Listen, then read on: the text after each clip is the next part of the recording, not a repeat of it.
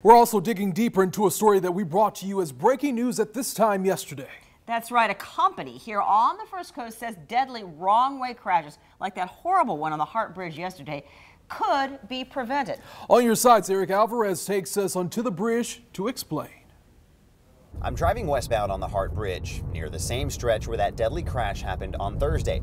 If you take a look out of the front-facing camera, you'll see the shoulder is only a few inches wide.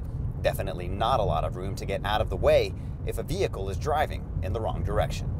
So in that particular case where you have a closed-in travel way, by then it's too late. Greg Driscoll of the American Traffic Safety Services Association says Florida drivers are at a higher risk than most to be involved in a wrong-way crash. The ATSSA says just 3 states, Florida, California, and Texas, make up 1/3 of all of the deadly wrong-way crashes in the United States.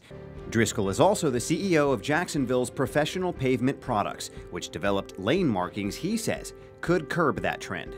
We want to solve this problem before it gets up on the bridge.